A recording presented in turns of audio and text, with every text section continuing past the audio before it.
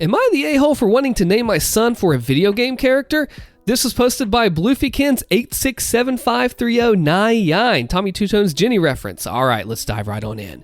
My wife is 26 and I'm 27 and we're both big gamers. We actually met through playing a game together online and it's important to us. We're expecting a baby boy in October and we couldn't be happier. This will be the first child for all of us and the first grandchild and sibling on both sides of the families. So they're pretty excited to meet him too.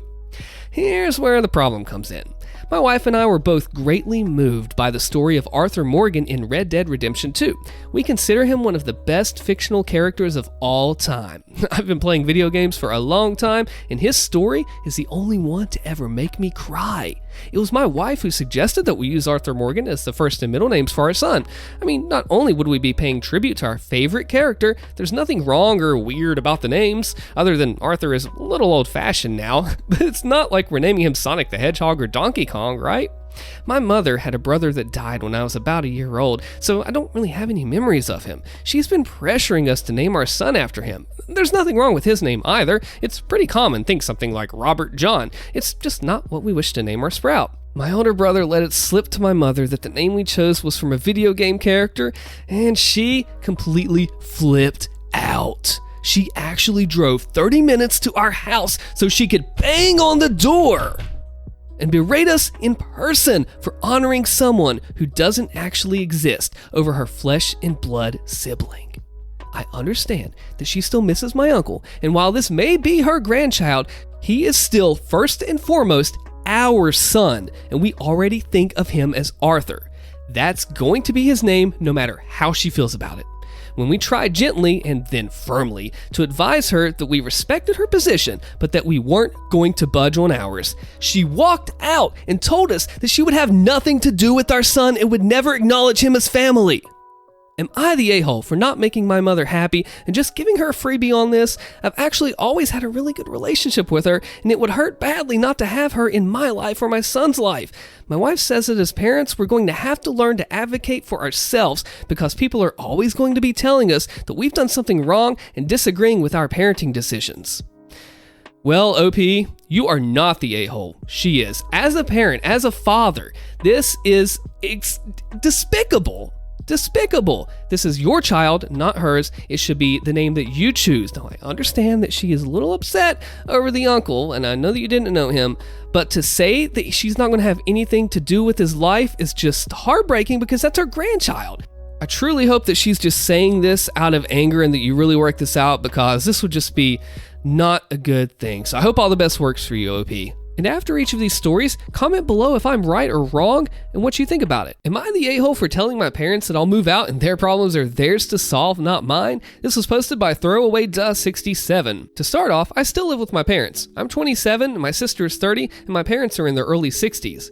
My parents are really bad handling money. My father refuses to retire and get a proper retirement fund because his job doesn't pay him enough. My mom has never worked a day in her life by choice, and that's okay. But both of my parents were always reckless with finances to the point that my sister and I had to play the accountant and help them not go bankrupt. My sister and I still lived with my parents till recently because we'd only decide to move out if we found a place together or moved out with our significant others.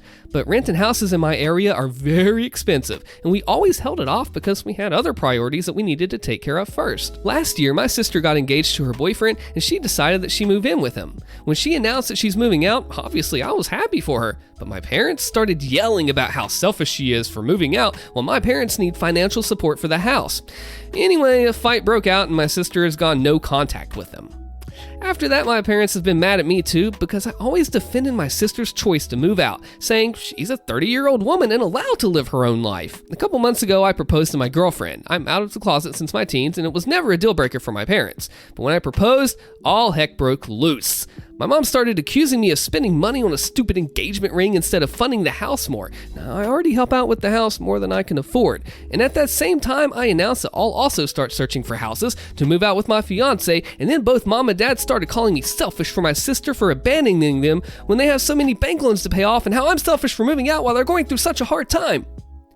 While I might be the a-hole, I told them that it was their responsibility. They're owing so much money to banks since they never properly took care of their finances. And because my dad refuses to retire and have a better retirement income, he stays stuck at a job that barely pays him a penny. I told them it's not my responsibility to always put my life on hold for their wrongdoings regarding jobs and financial troubles when they had the choice to avoid most of these. Now, they give me the silent treatment because I was not an appreciative daughter, and I feel like I might be the a-hole. Am I?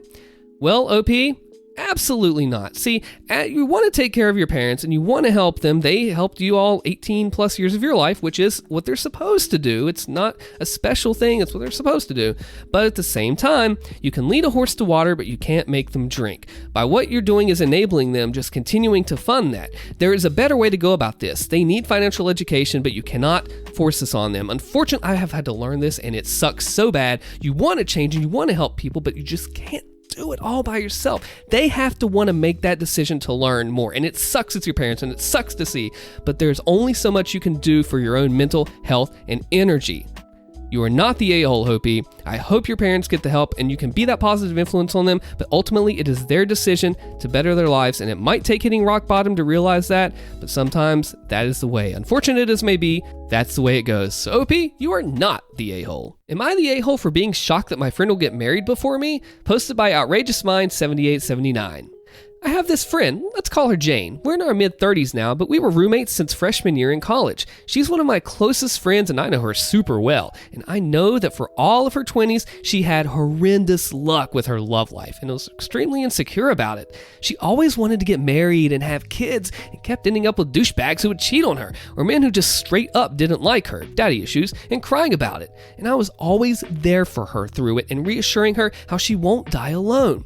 But her love life kind of became a punchline in our group of friends, and sometimes she'd go along with it, especially once she got into her 30s and was still single. She'd say stuff like, yeah, guys, we all know I'm going to die alone all the time, and I know she was torn up about it, but we were always reassuring her that that's not the case, and she was in therapy about it. Anyways, about a year ago, she finally met an incredible man, and they fell in love almost instantly. He proposed to her last week, and she's just completely over the moon. I've never seen her this happy. This weekend, we all went out to celebrate, and all of our friends were saying how they're so happy for her after a long and difficult road, and it was really emotional.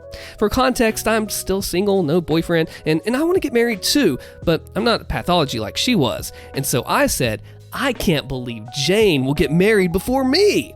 She started crying and stormed out, and the evening was completely spoiled. I tried calling her this weekend, but she was hysterical and said that I didn't have to point out that she's so unlovable, and it's a miracle she tricked someone into proposing. It's quite sad, but that's not what I meant, but that's her own baggage. I apologized, but also suggested that she should talk to her therapist about that reaction, and now she completely refuses to speak to me and won't answer my messages. A couple others in our friend group are on her side, and while some have said that she's overreacting and will come around. Am I the a-hole? Oh my goodness. OP, this was not... Yes, I am sorry.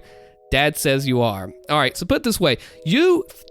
Switch the shoes here. You put yourself in her shoes. If you had gone your whole life, this was a soft spot for you. You have not been able to get in relationships and this hurts. And you finally see somebody who's able to take you out of that. And it happens. And then your friend, who has been there all along, shoots you down for it. That's gotta hurt. I don't care what's true and what's not true. When your friend goes through this situation, you stand by them. You don't shoot them down. This is jealousy, pure jealousy right here. This is envy. That is not what you need to be doing for a friend. I understand that you're single. I understand that it hurts for you. I get that. But you need to put yourself aside and put your friend here. This is about your friend. This is her special moment. We need to elevate that and not make ourselves the center of this issue. We do not need to put ourselves at the center of every issue. This is your friend. She is who the spotlight is on right now. We need to congratulate her, be happy for her. And then when your time comes, when you're down, she will be there for you. But this... Oh, you owe her an apology. Wow. So yes, OP, you are the a-hole. If you made it this far in the video, comment holy a-hole and let me know if you like this type of stuff or not. Thanks for watching.